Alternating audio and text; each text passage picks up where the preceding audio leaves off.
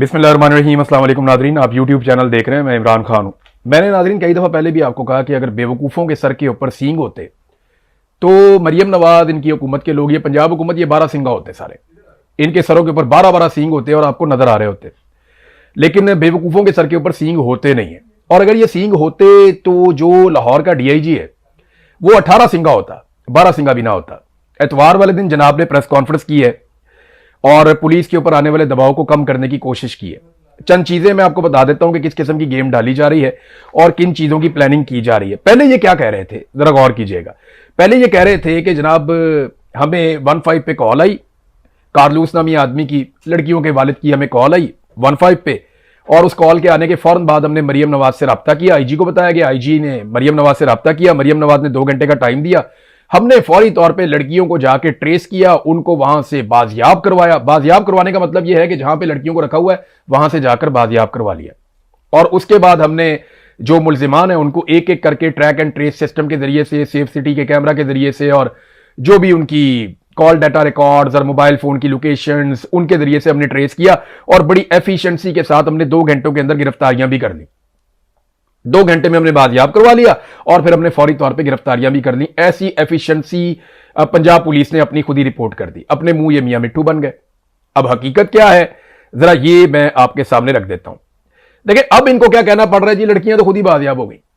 वजह यह है कि यासिर शामी ने गाजी रोड से जाकर यह साबित किया कि एक गाड़ी जिसके अंदर लड़कियों को अगवा करके लेकर जा रहा था रजा डार नामी शख्स, और वहां से गाड़ी भगा रहा था, और वो गाड़ी एक और गाड़ी के साथ टकरा जाती है जल्दबाजी में, और वहां पे लोग इकट्ठे हो जाते हैं। उसका फायदा उठाकर लड़कियां गाड़ी से बाहर छलांग मारती हैं और शोर मचाना शुरू कर देती हैं, जमीन पे लेट जाती हैं, रोला डाल देती हैं कि हमें तो अगवा किया गया है, और रजा डार वहां से भाग जाता है, जिसको आप कहते हैं hit and run case. Police की जबान में इसको हिट एंड रन केस कहते हैं। उसका वहां पे एक मुकदमा और भी दर्ज होना चाहिए, और उस शहरी की जानिब से दर्ज होना चाहिए जो बेचारा फिल्टर हाउस पे खड़ा अगले कई घंटे तक यही देखता रहा कि यार मेरी गाड़ी भी मार के चले गए, मेरा नुकसान भी कर दिया, मेरी छोटी बच्ची भी जख्मी हो गई, और वो भाग भी गया बंदा, और ये लड़कियां भी यहां पे छोड़ के चला गया। तो वहां पे अवाम इकट्ठी हो गई।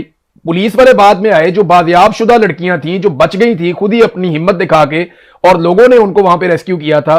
पुलिस आती है, लोगों से उन लड़कियों को लेती है, और लेने के बाद फौरी तौर पर करती यह है कि वहां आसपास की CCTV फुटेज गायब करना शुरू कर देती है। देखिए ना, ज्यादा पुलिस को यह करना चाहिए था, वो CCTV फुटेज को हासिल कर लेते, लेकिन वो DVR ही उठाकर ले गए। उन्होंने कहा जी नहीं, हमें सारा रिकॉर्ड ही गायब करना। हमने, पुलिस ने रिकॉर्ड गायब कर दिया और वकुआ बना दिया कि जनाब हमने जाके एक घर से खवातीन को बरामद किया था। पहला मौकिफ क्या था कि हमने बाजियाब करवाया। अब मौकिफ क्या है कि जी वो बाजियाब तो वो खुद ही बेचारी बाहर आ गई थी, उसके बाद हम वहां पे पुलिस पहुंच गई, पुलिस ने जाके उनको रेस्क्यू कर लिया। बाजियाब करवाने में और रेस्क्यू करवाने में जमीन आसमान का फर्क है। फिर जनाब वो कह रहे हैं जी गिरफ्तारियां हमने खुद ही उनको ट्रेस किया, मुल्जिमान को पकड़ा गया, गिरफ्तार किया गया। और अब वो कहते हैं जी पुलिस ने राब्ता किया और राब्ता करके उन्हें कहा गिरफ्तारी दे दे, उन्होंने गिरफ्तारी दे दी, जाओ वहां रुक जाओ। ऐसा भी नहीं हुआ। ये जो गिरफ्तारियां हुई है ना, ये अली डार ने करवाई है।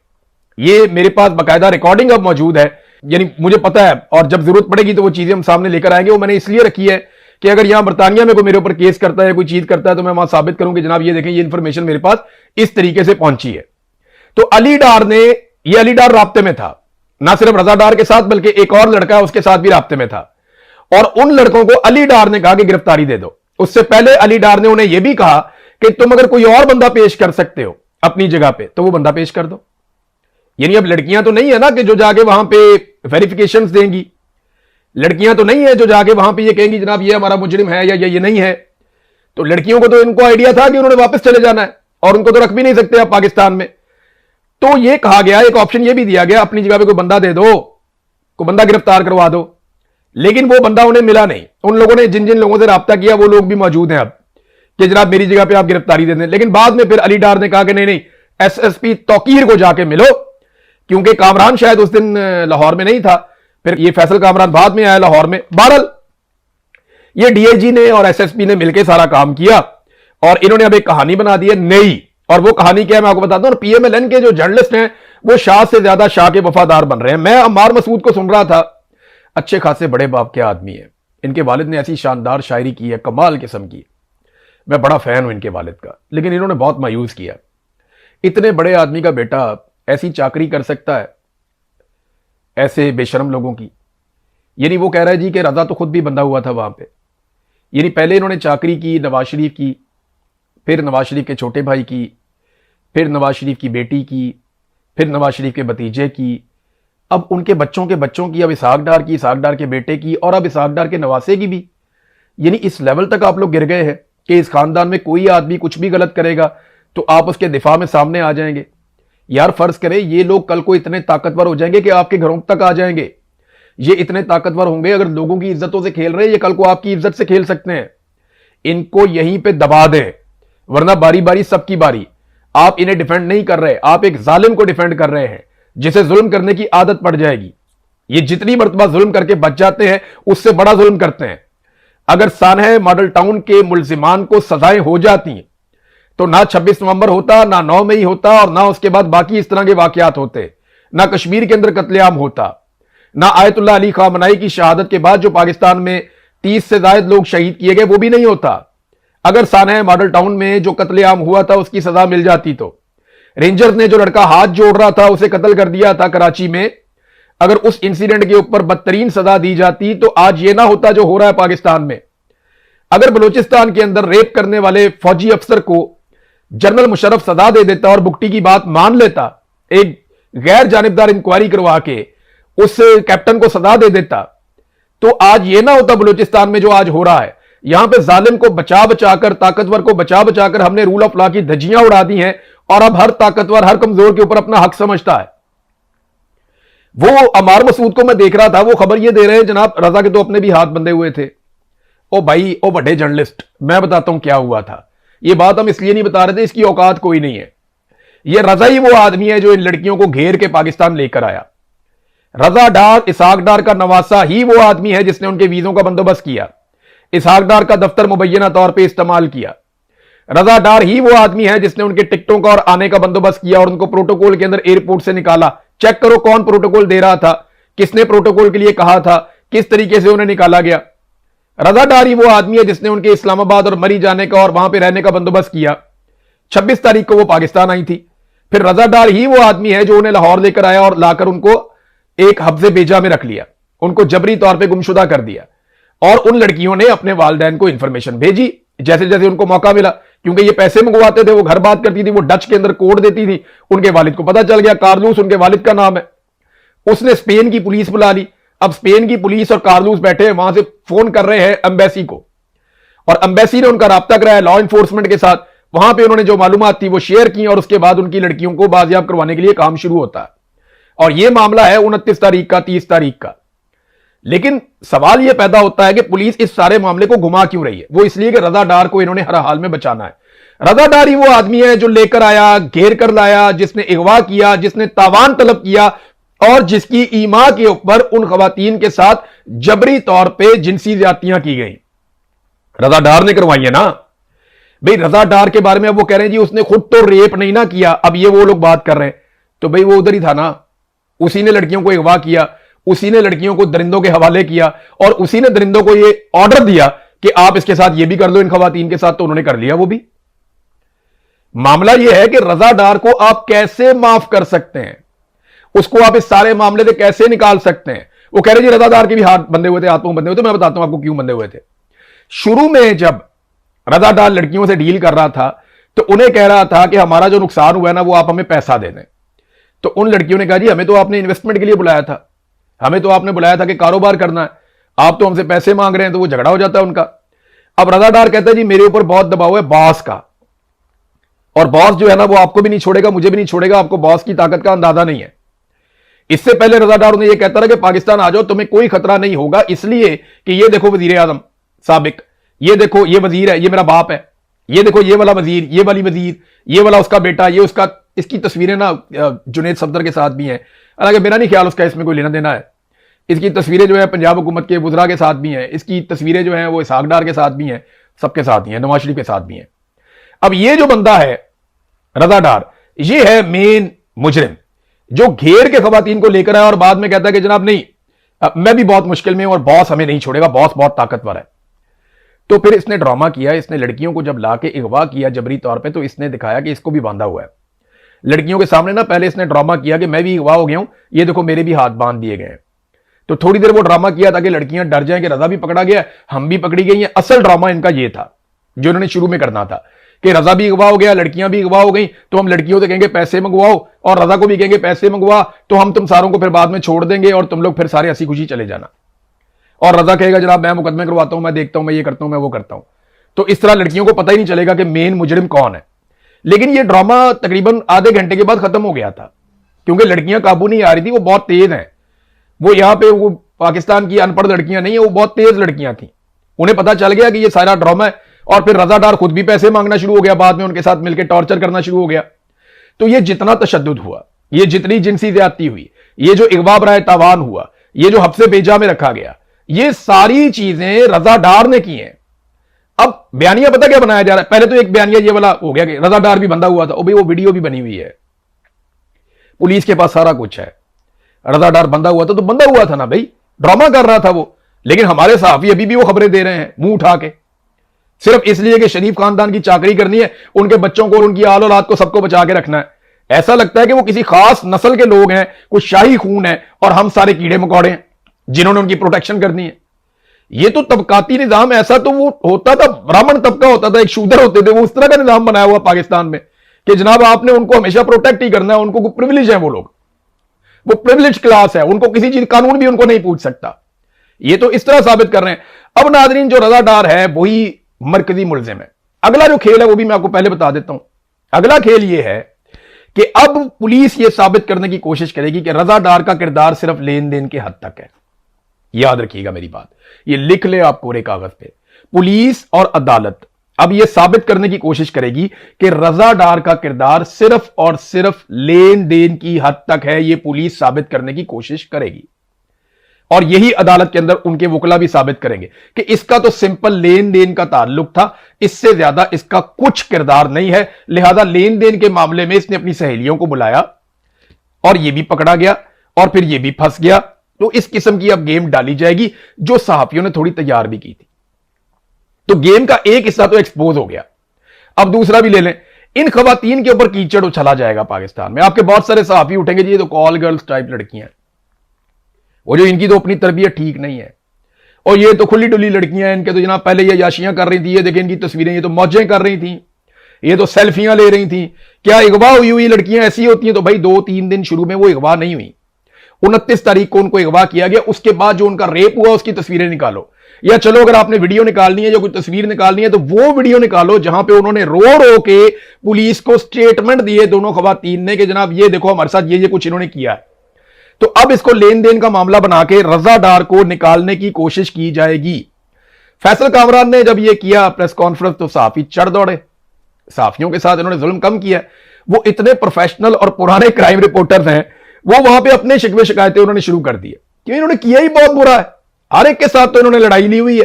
पुलिस स्टेट बनाया हुआ ना पंजाब को, जब भी कोई सूबा या कोई इलाका या कोई शहर वो पुलिस स्टेट बन जाता है ना, पुलिस फिर खुदा बन जाती है, पुलिस फिर किसी को भी अहमियत नहीं देती। वो अहमद फराज साहब हैं, उन्होंने अपना शोर डाल दिया, उन्होंने कहा जी आप बड़ी ज्यादती करते रहे, आपने हमारे साथ इतना जुल्म किया, अब आप आ गए हैं कि हम आपको सेव करें, हम आपकी जो है वो फेस सेविंग आपको लेकर दें, या ये मुश्किल वक्त है आपको हम इससे बचाएं। मुजाहिद शेख साहब कहते हैं जी आप तो मेरे दफ्तर पहुंच गए थे मुझे नौकरी से निकलवाने के लिए मेरी खबर की वजह से। तो वो डीआईजी के लोगों ने काफी वहां पे उसके ऊपर चढ़ाई की, लेकिन डीआईजी ये कहता रहा जी ऐसी कोई बात नहीं है। रात 3:30 बजे वो खवातीन जब गई यहां से एयरपोर्ट से तो उन्होंने कहा जी हमें पाकिस्तान से प्यार हो गया, हम आप लोगों से बड़े मुतासिर हुए हैं, आप हमें पाकिस्तान का झंडा मंगाकर गिफ्ट करें। तो 3:30 बजे हमने उनको पाकिस्तान का झंडा मंगा कर दिया, पाकिस्तान जिंदाबाद के नारे लगे। और वो शर्म आ रही है थोड़ी सी भी? और बेशर्मो, उनका रेप हुआ है पाकिस्तान में, तुम वहां पे फिर हुब्बुल वतनी का चूरन बेच रहे हो। ये हुब्बुल वतनी जो है ना, ये सिर्फ तुम्हारे बेचने का सौदा है, ब्यूरोक्रेसी का और पुलिस का और फौज का। मैं जब आईएसआई की कैद में था ना, तो मुझे ऐसा लगा कि 14 अगस्त आने वाली है, तो मैंने आईएसआई वालों से कहा कि यार मुझे एक छोटा सा झंडा ही ला दो, क्योंकि कैद तन्हाई में अगर आपको कोई छोटी सी ऐसी चीज भी मिल जाए ना तो आपको जीने की वजह मिल जाती है। वहां मेरा मरने को ज्यादा दिल करता था जीने से। मैं उनसे पाकिस्तान का झंडा मांगता था, उन्होंने मेरे से वादा किया था कि हम आपको ला कर देंगे, और 1 हफ्ता गुजर गया, उन्होंने मुझे पाकिस्तान का झंडा नहीं ला कर दिया। बाद में वो जो खाना डालने आता था उसने मुझे बताया, उसने कहा जी पीछे से इंस्ट्रक्शन आई है कि आपको पाकिस्तान का झंडा भी नहीं देना, कपड़े का इतना था झंडा देते तो क्या फर्क पड़ जाता है इन्हें, ये हुब्बुल वतनी का चूरन जाके ना कहीं और बेचो, हम में मुहिब्बे वतन जिन्होंने मार खाई, अपने जिस्मों पे जख्म खाए, उसके बावजूद पाकिस्तान जिंदाबाद का नारा लगाया। जब मुझे लटा के टॉर्चर करते थे ना और मारते थे, मैं तब भी पाकिस्तान जिंदाबाद कहता था। ये जब रिटायर होंगे ना वो बेशरम सारे जो मारने वाले थे, वो अगर किताबें लिखेंगे और उनमें जरा भी गैरत हुई तो वो अपनी किताबों में लिखेंगे कि हम उसे मारते थे और वो कहता था पाकिस्तान जिंदाबाद है, पाकिस्तान जिंदाबाद है। और इस पे मुझे और मार पड़ती थी कि तू पाकिस्तान का नाम ना ले। पाकिस्तान जिंदाबाद के नारे से ये इतना चिढ़ते हैं बेशरम। हमने हथकड़ियों में पाकिस्तान जिंदाबाद का नारा लगाया, उस जगह पे पाकिस्तान जिंदाबाद का नारा लगाया जहां पे ये सोच भी नहीं सकते। ये हमें उबुल वतनी का बताएंगे कि जनाब इन्होंने उन औरतों को, हम बेवकूफ हैं, हम रोटी को चोची कहते हैं कि तुम 3:30 बजे रात को उनको ब्लैकमेल कर रहे हो, उनको झंडा पकड़ा रहे हो और वहां से तुम उनको झंडा देकर भेज रहे हो पाकिस्तान का। वो पाकिस्तान के बारे में क्या इमेज लेकर गई है पता है तुम्हें? हुकूमत वक्त के बच्चों ने उनको बुलाया था और बुलाकर उनका रेप किया है, उनके साथ जनाबिल जबर किया गया है पाकिस्तान में। और वो पाकिस्तान को अच्छे नामों से याद रखेंगी सिर्फ इसलिए कि पुलिस ने उनको बाजियाब नहीं करवाया। वो खुद ही एक गाड़ी से कूद गई थी और उनको इस बात का पता है कि इन मुल्जिमान का तुम कुछ नहीं बिगाड़ सकते। आज अगर ये टेस्ट केस है ना तो एक ही सूरत में याद रखिएगा मरियम। बिस्मिल्लाहिर्रहमानिर्रहीम, अस्सलाम वालेकुम नादरीन, आप यूट्यूब चैनल देख रहे हैं, मैं इमरान खान हूं। नादरीन, जेल में कैदी नंबर 804 के हवाले से मैं आपको एक खबर देता हूं और ये जो आपको मैं खबर दे रहा हूं ये बिल्कुल कन्फर्म है, मेरी बात हुई है बराह रास्त। यानी मैं अब सोर्स आपको बिल्कुल आइडिया भी नहीं देना चाहता क्योंकि इतनी सख्ती की गई है और हालात को इतना कंट्रोल किया गया मिलिट्री एस्टेब्लिशमेंट की जानिब से कि अब तो ज़रा सी कोई चीज़ बाहर आने नहीं देते। मैंने आपको पिछले दिनों बताया था कि बुशरा बीबी की अगर अपने बच्चों से मुलाकात भी होती है, वो भी अब बंद है, कुछ 4 हफ्ते हो गए मुलाकात नहीं होने दे रहे, तो बुशरा बीबी से भी हलफ लिया जाता है और उनके बच्चों से भी हलफ लिया जाता है कि आप दोनों में से कोई भी खान साहब के बारे में बुशरा बीबी बात नहीं करेगी और बच्चे बाहर जाके कोई बात ही नहीं करेंगे। ख़ास तौर पे उनसे कहा गया कि जो बुशरा बीबी की एक बहन है मरियम बट्टू, वो कोई स्टेटमेंट बिल्कुल अपने ट्विटर के ऊपर भी ना दें। तो फैमिली ने उनसे भी रिक्वेस्ट की और उसके बाद उन्होंने भी कोई स्टेटमेंट नहीं दिया। लेकिन मैं आपको जेल के हवाले से कुछ चीज़ें बता देता हूँ बड़ी क्लियरली। नंबर 1 तो ये है कि बुशरा बीबी की सेहत बहुत ख़राब है और उनकी एक आंख बहुत बुरी तरह मुतासर हुई और उनकी दूसरी आंख भी इफेक्ट हुई है। डॉक्टर ने बुशरा बीबी को कहा कि आपकी दूसरी आंख का भी लेज़र करना पड़ेगा और इसको भी इलाज की ज़रूरत है, वहाँ से भी पानी बहता रहता है। और जो एक आंख है वो 3 महीने तक उसको जो है वो लगभग ऐसे ही है जैसे वो आंख बंद है और वो काम नहीं कर रही। बुशरा बीबी वहाँ पे चलाती रही बार बार और उन्होंने अल्लाह और रसूल के वास्ते दिए वहाँ मौजूद अमले को और उन्हें बार बार ये कहा कि मेरी आंख ख़राब हो रही है, मुझे बहुत शदीद तकलीफ़ है, किसी डॉक्टर को बुला दें। लेकिन अमले ने बिल्कुल कोऑपरेट नहीं किया। आखिरी जो इमरान खान साहब का पैगाम है, क्योंकि देखें इमरान खान साहब अभी पहुंचे थे और उनको निकाला गया था जेल से बाहर।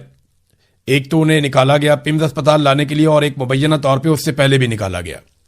ये जो कहानियां करवाई जा रही है ना कौम को कि इमरान खान साहब को डील कर रहे हैं, किसी से मुलाकात कर रहे हैं, को मुलाकात हो गई है, इसके बारे में अभी कोई भी हतमी तौर पे आप कुछ भी नहीं कह सकते क्योंकि किसी के पास कोई सबूत ही नहीं है और इमरान खान साहब को तो किसी से मिलने ही नहीं दिया जा रहा।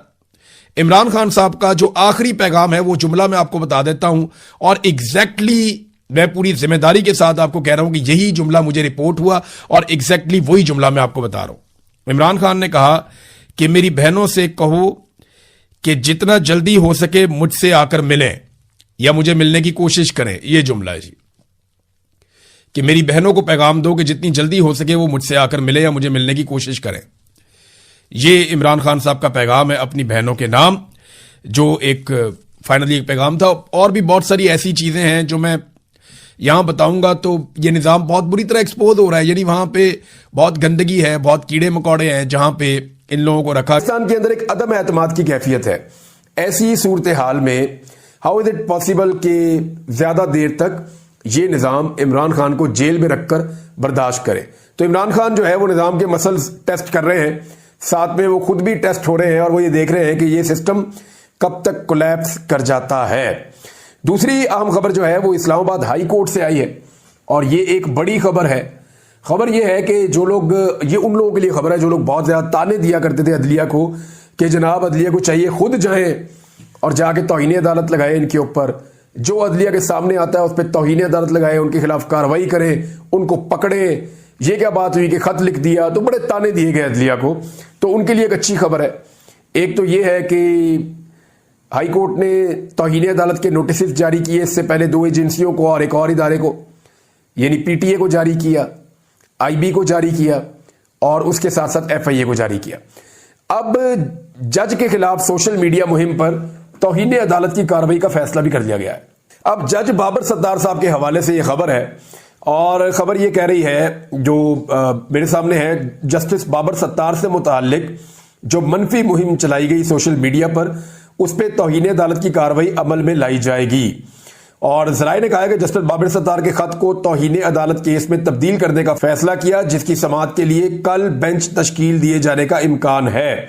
जस्टिस बाबर सत्तार ने सोशल मीडिया मुहिम पर चीफ जस्टिस आमिर फारूक को खत लिखा था, और अब तौहीन अदालत लगेगी उन लोगों पे जिन लोगों ने इनके पर्सनल डॉक्यूमेंट, जज साहब की फैमिली के पर्सनल डॉक्यूमेंट, ये सारी चीजें उठाकर सोशल मीडिया के ऊपर डाल दी, ये सोचे बगैर कि वो हाई कोर्ट के एक मुअज़्ज़िज़ जज हैं, और बाकायदा स्क्रूटनी के बाद, तमाम अमल से गुजरने के बाद उनको हाई कोर्ट का जज लगाया गया है, और उनके किरदार पे और उनकी फैमिली के किरदार के ऊपर कीचड़ उछाला गया। तो इस पे अब तौहीन अदालत की कार्रवाई होगी। अब उन सहाफियों पे और उन दानिश्वरों पे और उन सियासतदानों पे कार्रवाई होगी जो बड़े खुश थे जब इमरान खान साहब ने सिर्फ एक जज ज़ेबा का नाम लिया था और वार्न किया था। तो उस वक्त इमरान खान पे कार्रवाई चल रही थी, तो वो बड़े खुश थे, बगले बजा रहे थे। अब उन्होंने तो सारी लिमिट ही क्रॉस कर दी है। तो देखते हैं कि अब वो कैसे आकर अदालत में फेस करते हैं तौहीन अदालत की कार्रवाई को। माहिर कानून शहबाज खोसा का कहना है कि हाई कोर्ट का फैसला खुशाइंद है, अदालत के बाद इख्तियारात हैं जिसके मुताबिक कार्रवाई का फैसला किया गया है। और जो जज साहब की जाती जिंदगी के हवाले से जो प्रोपेगेंडा किया गया वो इंतहाई गलत था, और मटेरियल कहां से अपलोड हुआ एफआईए विंग ट्रेस कर सकता है, और अब एफआईए भी एक प्रॉब्लम में आ जाएगी, उनको ये ट्रेस करके सारा रिकॉर्ड देना पड़ेगा, और इन सहाफियों को और इन लोगों को बताना पड़ेगा कि ये जो हसास डाटा है, ये जज साहब से रिलेटेड डॉक्यूमेंट जो गवर्नमेंट के पास हो सकते हैं या इदारों के पास हो सकते हैं, वो इनके हाथ कैसे लगे, उन्हें बताना पड़ेगा। आपको याद होगा थोड़ा सा पहले एक रिटायर्ड जनरल कमर जावेद बाजवा, उनके डॉक्यूमेंट जो है वो एक सहाफी के हाथ लगे और उन्होंने एक खबर दी थी, और उसके बाद यहां पे गिरफ्तारियां भी हो गई और बड़ी सख्ती भी हुई। अब देखते हैं कि निजी नौयत के जो डॉक्यूमेंट हैं और उसके बाद जो प्रोपेगेंडा है, इसके ऊपर कैसे कोई जवाब देता है और किस तरीके से यह मामला आगे बढ़ता है। नाज़रीन, एक और बड़ी खबर यह है, और इसके ऊपर बड़ा प्रोपेगेंडा किया जा रहा है, मैं आपको बता देता हूं। पाकिस्तान तहरीक इंसाफ का जो वफ्द है वो मिला है अमरीकी सफ़ीर से। अमरीकी सफ़ीर जो है वो डोनाल्ड ब्लूम, वो आया और उसकी मुलाकात हुई वफद के साथ। उसमें उमर अयूब साहब मौजूद थे, चेयरमैन मौजूद थे, असद कैसर मौजूद थे, और सेक्रेटरी इंफॉर्मेशन मौजूद थे पार्टी के। तो इन लोगों ने मुलाकात की है। अब उसके ऊपर वावेला ये किया जा रहा है कि अमेरिका ने तो रिजीम चेंज ऑपरेशन करवाया था, तो आप उनके सफ़ीर से क्यों मुलाकात कर रहे हैं। तो देखें, इमरान वजह थी, बड़ी खिदमत थी उनकी। आसिफ अली जरदारी साहब को तो मुलाकातों के लिए कभी तकलीफ हुई नहीं थी, वो बल्कि चले भी जाते थे, आ भी जाते थे। इस तरह की खबरें बहुत पाकिस्तान के मीडिया में बहुत पहले छप चुकी हैं। तो जरदारी साहब की जेल तो ना होने के बराबर थी।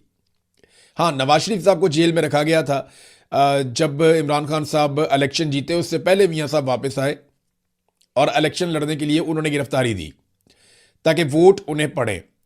तो वोट उन्हें फिर भी नहीं पड़े, लेकिन मियाँ साहब बाद में डील करके पाकिस्तान से निकल गए। मिलिट्री एस्टेब्लिशमेंट से उन्होंने डील की, बीमारी का बहाना बनाया और पाकिस्तान से बाहर चले गए।